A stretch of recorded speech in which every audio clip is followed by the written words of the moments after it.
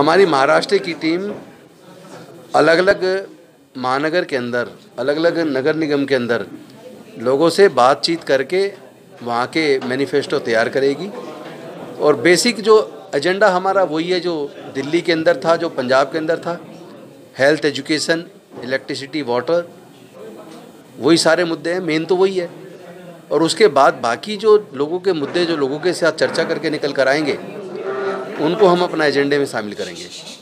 क्योंकि जो ये वाला मामला है, सचिंद्र जैन जी को जिस तरह से अरेस्ट की गई, तो इस तरह से उत्पीड़न हो रहा है, इस तरह की आपका दावा है, क्या बीजेपी सरकार या मोदी? देखिए, बीजेपी का तो ये एक ही एजेंडा है कि जो भी पार्टी उनके सामने मजबूती से उभरती दिखाई देगी वो उसको क्रश करेंगे। वो खुद कहते थे कि मोदी के सामने कौन, आज भारत के लोग कहने लगे मोदी के सामने तो केजरीवाल बहुत मजबूत है, पढ़ा लिखा नौजवान है, ईमानदार है, समर्पित है, कट्टर देशभक्त है। और फिर उन्होंने काम करके दिखा दिया, जो जनता के साथ वायदे किए वो वायदे पूरे करके दिखा दिए। उससे लोगों ने खुश होकर पंजाब भी दे दिया। अब लोग इतने खुश हो गए, वो कह रहे हैं हम तो हरियाणा भी देंगे, हिमाचल भी देंगे, गुजरात भी देंगे, और बाद में महाराष्ट्र भी देंगे, और बाकी राज्यों में भी देंगे।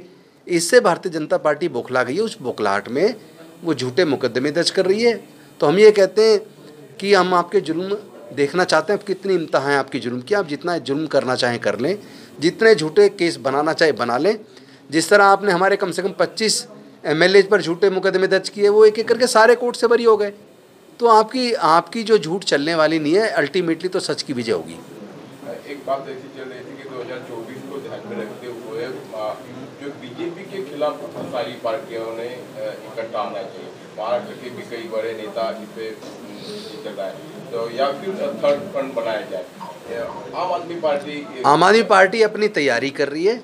बाकी समय आने पे जो आम आदमी पार्टी की जो केंद्रीय नेतृत्व है, जो PAC है, अल्टीमेटली पॉलिटिकल डिसीजंस वो लेती है। लेकिन आम आदमी पार्टी अपने आप को पूरे राष्ट्रीय स्तर पे तैयार कर रही है। सर, पर विरोधी पक्ष एक साथ में होना चाहिए, ऐसा लगता है कि वो समय आने पे हमारी PAC तय करेगी। महाराष्ट्र गवर्नमेंट के बारे में आपका क्या इंप्रेशन है? महाराष्ट्र में जिस तरह की सरकार, शिवसेना कांग्रेस है, राष्ट्रवादी कांग्रेस, जो 3 एक्सटेंडेड पोर्शन है। एक सरकार थी, अब दूसरी आ गई, लेकिन लोगों के जीवन स्तर में जिस तरह का सुधार चाहिए वो तो अरविंद केजरीवाल के मॉडल से संभव है। इलेक्शन में ओबीसी आपका सामाजिक न्याय, इलेक्शन में ओबीसी रिजर्वेशन नहीं, इस बात को आप कैसे देखते हैं? महाराष्ट्र गवर्नमेंट का मेरा ये मानना है कि न्याय सबको मिलना चाहिए, कोई किसी भी जाति धर्म से क्यों ना हो, उन सबको न्याय मिलना चाहिए। सरकार सबकी होती है, सबका विकास सुनिश्चित करे, सबको प्रतिनिधित्व मिलना चाहिए। इसमें तो कोई ऑब्जेक्शन वाली बात ही नहीं है। और हम तो वैसे भी न्याय की लड़ाई लड़ते आए। न्याय तो ओबीसी को भी मिले, दलित को भी मिले, आदिवासी को भी मिले, गरीब को भी मिले, मजदूर को भी मिले, किसान को भी मिले, आगड़े हों या पिछड़े हों, सबको न्याय मिलना चाहिए। सबको सरकारी खर्चे पे क्वालिटी एजुकेशन मिलनी चाहिए, सबको सरकारी खर्चे पे क्वालिटी हेल्थ सर्विस मिलनी चाहिए, सबको युवाओं को रोज़गार मिलना चाहिए। उसमें जाति धर्म देखने की ज़रूरत क्या है, सबको मिले ना। लेकिन जब कुछ खास वर्ग को मिले और बाकी को ना मिले, ये ऑब्जेक्शनेबल है। उससे भारत आगे नहीं जाएगा, भारत पीछे जाएगा। और भोंगों की राजनीति को लेकर क्या कहेंगे आप? पढ़ भोंगों की राजनीति महाराष्ट्र में जो हनुमान चालीसा, देखिए, ये मैं सीधी एक स्पष्ट आपको कर दूं, ये इस तरह के जो धार्मिक भावना भड़काने वाले मुद्दों पे हम बिल्कुल कुछ नहीं करना चाहते। हम विकास की बात करना चाहते हैं। हम सभी धर्मों की इज्जत करते हैं, सबका आदर करते हैं, सबको साथ लेके चलना चाहते हैं।